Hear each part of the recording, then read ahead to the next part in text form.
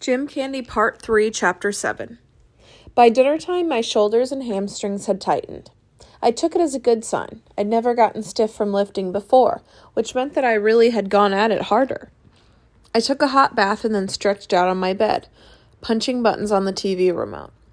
On one channel was one of those dumb infomercials, peddling some health junk. I was about to switch to something else when this really ripped guy held up a bottle of pills and started talking about how they'd changed him from a 90-pound weakling into a man monster. The commercial showed before and after photos to prove it. They were crazy photos, probably of two different guys. But they got me thinking about the supplement stores out there. How could they stay in business if everything they sold was useless? I was committed to the weight room, 100%. And I wasn't going to use steroids like number 50 and the other foothill guys probably did. But if there were legal things out there that could make me stronger, it would be stupid not to take them. Saturday morning, I drove to the supplement store at University Village.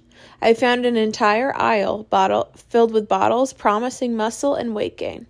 I floundered around until one of the clerks, a tall guy with a blonde ponytail, came over. "You looking to bulk up?" "I'm starting to lift weights seriously," I said.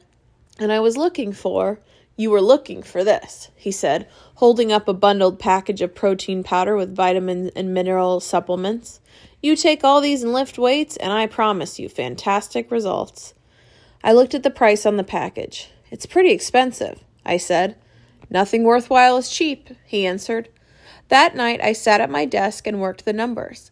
I had Christmas money from my grandparents and $800 in the bank. That would pay for a 6-month supply, but no more.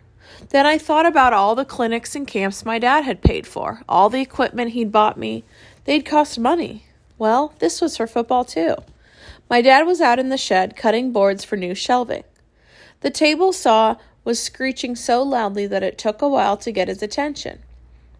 Finally, he shut the saw off, and I put a leaflet down in front of him. "What's this?" he said, taking his goggles off. "You are right. I need more power, more strength. I'm going to work way harder at weight training this off-season. These are supposed to help." He scanned the leaflet. "I drank a few protein shakes in my time. At Washington, the strength coach was all over us about nutrition." He handed the leaflet back to me. "Looks good, Mick. Take them." He started to put his goggles back on. "I want to," I said quickly. Only what? Only I don't have enough money." He scratched the top of his head and smiled. "I get it. Okay, how much?" "About $150 a month." He blew out softly. "Wow, that's a fair amount of money." He thought for a little while. "I'll tell you what. You're working 4 hours a week for the Jeep. That doesn't change. But if you want to work more hours, I'll pay you. You can start by helping me with this project. After that, there's painting and cleaning the basement and a million other things. You find out what minimum wage is, and I'll pay you $2 more per hour. What do you say?" I didn't have to think it over. "It's a deal." I struck my hand out and we shook. Sunday morning, I took down the old shelves in the shed. The work was gross. There were tons of spiders and spider webs in the corners. My dad rented a U-Haul truck, and I loaded up all the trash and took it to the transfer station. I started at 7 and didn't finish until 2. He counted out my pay and gave it to me on the spot. After lunch, I drove to the supplement store and found the same clerk. I took the money my dad had paid me, added a chunk of my Christmas money, and bought 4 big bottles of pills and 2 bags of a powdery protein stuff that you added to milk. "You've also got to eat well," the clerk said as he bagged it. "Meat, dairy, fruits, vegetables, nuts, and beans. No junk. You stuff your body with French fries and drink Coke every day, and none of this will do you any good." The pills were easy, but the first sip of the protein powder made me gag. I pinched my nose and I swallowed down the rest, and it wasn't as bad. At dinner, I told my mom that I was going to eat healthy. "Don't buy any more junk food," I said.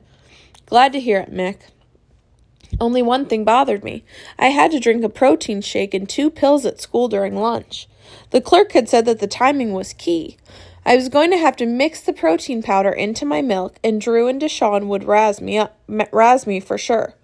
I decided to try to make a joke of the whole thing. Sure enough, when I got a cup and added the powder to my milk on Monday, they both grimaced. "What's that?" Drew asked. It's a protein powder. I stirred. Most of the powder dissolved, but some yellow stuff floated at the top.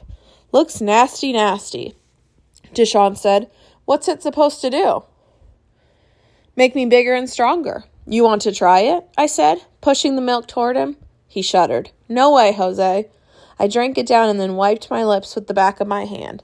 Delicious. I flexed my biceps. This stuff is going to turn me into the Hulk. Chapter 8. The next weekend, my dad had me paint the upstairs computer room. I didn't mind doing the walls, but I'd hated the windows and the doors. I'd arranged to meet Drew and Deshawn at 3 on Sunday, and I had to hustle to finish. I was getting set to carry the paint out to the shed when my dad came up to check on my work. He stood at the center of the room and looked at each wall, and then the ceiling. Not bad, he said. I'll move the furniture back. Thanks, I said, and I took a step toward the door. Wait a minute, Mick, he said. I want to show you something. He turned back, thinking he'd found a drip or a gob of paint on something, but instead he was sitting at my mom's desk, a small mahogany box in front of him. He motioned for me to come closer, and I did. You ever notice this box? He said, his face serious. I shook my head. It's on the bottom shelf of the bookcase in the far left corner. He opened it. Inside were a few $2 bills and a handful of foreign coins. He tipped the box over so that the coins and bills fell into his left hand. He put those on top of the desk. I'm out late every night now, Mick, and pretty soon I'll be going on trips for a week at a time. Ben Braun stayed in Seattle, but Lion Terry likes to take the show on the road. That means you and your mom are going to be alone more, which is why I'm showing you this. He pointed inside the box to a small button. The box has a false button. Push the button. What's inside? Push the button. I pushed the button, and the bottom slid back. In the hidden compartment was a gun. It's just like the one you fired at the range. There's a 99.9% chance you'll never need it, but I can't stand the thought of being away and having something go terribly wrong and having you and your mom here defenseless. He stopped. I'm trusting you to be a man about this, Mick. You never touch it, ever, unless you feel threatened. No showing it to your friends, none of that. Is it loaded? There's no point in having a gun unless it's loaded. Now I want your promise that you won't touch this unless you absolutely need it. Do I have it? I nodded. Say it. I promise. I said, okay, one more thing. Not a word to your mom about this. She'd want it out of the house. He put the gun in the box and pushed the button, and the false bottom slid back, covering it. Next, he returned the $2 bills and the coins. Finally, he put the box in the bookcase, bottom left. I brought the paint cans down to the shed, cleaned the brushes, and threw away the masking tape and the papers. After I locked up the shed, I stood a moment in the yard, thinking. The Jeep, and now the gun. I wasn't a little kid anymore. I'd been saying that for a long time. And now my dad was saying it too, and that was different, and a little scary. Chapter 9. I was set. I had school, and I had weightlifting after school. I had the Jeep, and I had a way to make money. I was taking my protein and my supplements, and I was eating right. Matt Drager was off the team and was headed out of the school. I was getting along great with Drew and Deshawn, hanging out with them on Friday and Saturday nights, playing flag football with them on Saturday and Sunday afternoons. So when my dad told me about Popeyes the day before he left for Miami, I wasn't all that interested. The radio station just bought it, he said, his voice excited. The fitness center in Fremont. You know the place I mean, don't you? Yeah, I said. I know the one you mean. I got a free membership with my job. And since you're my son, you get a free membership too. You could do your weight training there. I don't need to. I lift with the team at school. Come on, Mick, he said. Be serious.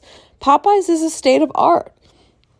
What do you have at school? Some rusty old free weights and a couple of old Smith machines, am I right? Pretty much.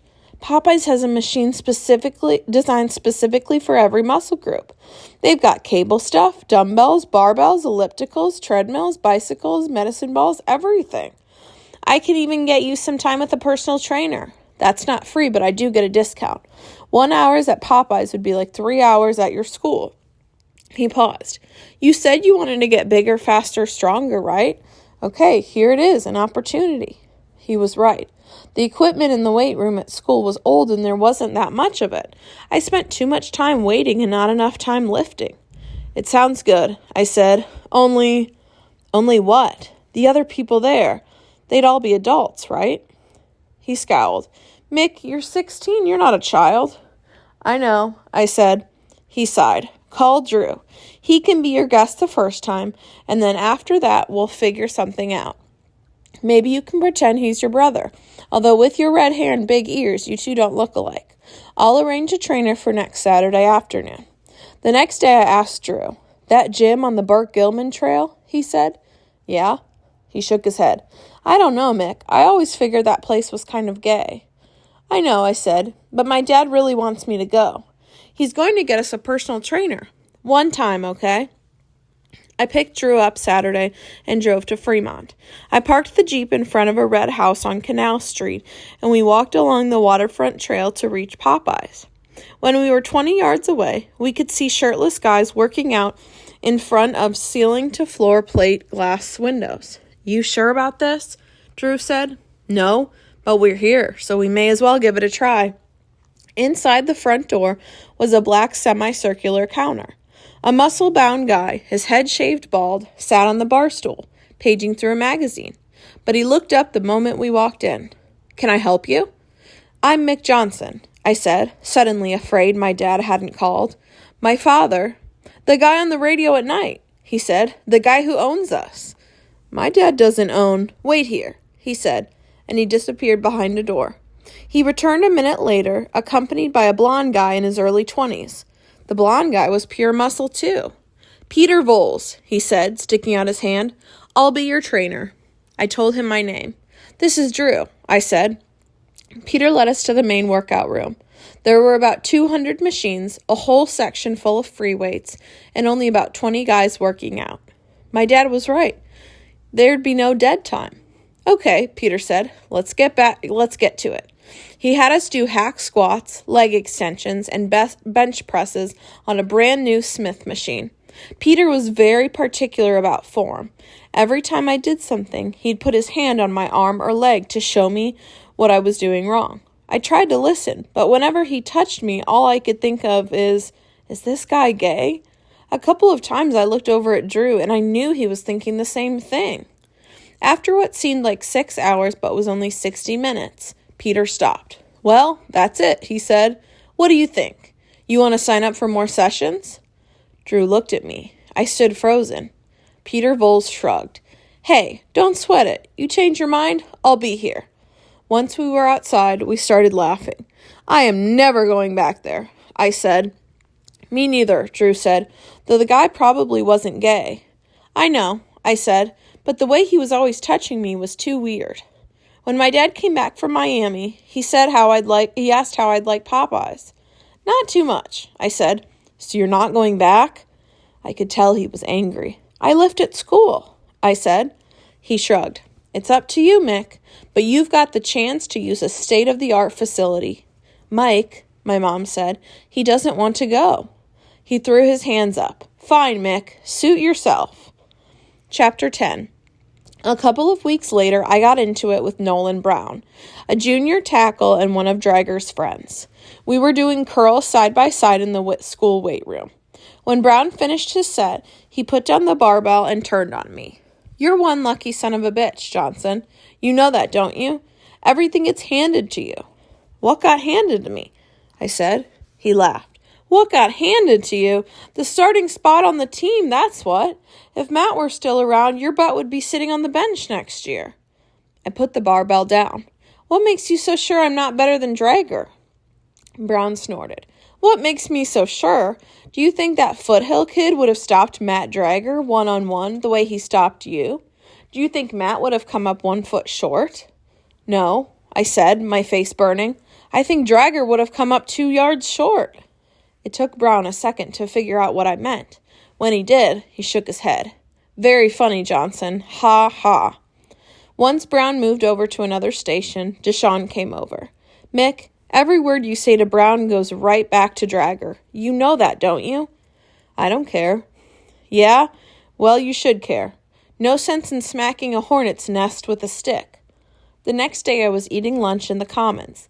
I'd poured my milk into a glass and added the protein powder. I was starting to stir when Drew leaned toward me. Don't turn around, but Drager and Clark are headed our way. I kept stirring, but I could feel them reach our table, feel them stare over my shoulder. What's that crap? I looked back. It was Drager. It's a protein shake, I said. What do you take it for? To get stronger. What do you need to get stronger for? I thought you were the strongest guy in the school.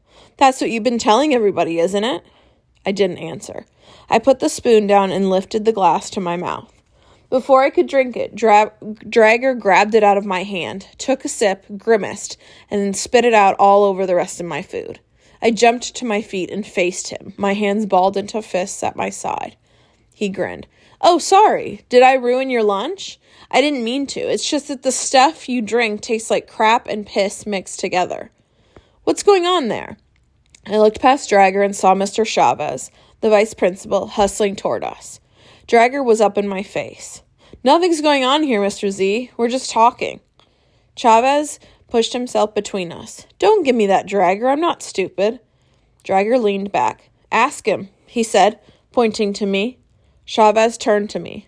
Is there a problem here? I'm fine, I said. No problem. Drager rapped the tabletop twice, then looked at Chavez. See, Mr. Z, nothing's happening. Just a friendly chat, that's all. He looked back at me. We'll finish this another time, Johnson. Drager and Clark turned and walked away. Mr. Chavez watched them go. Drager gives you trouble, you tell me.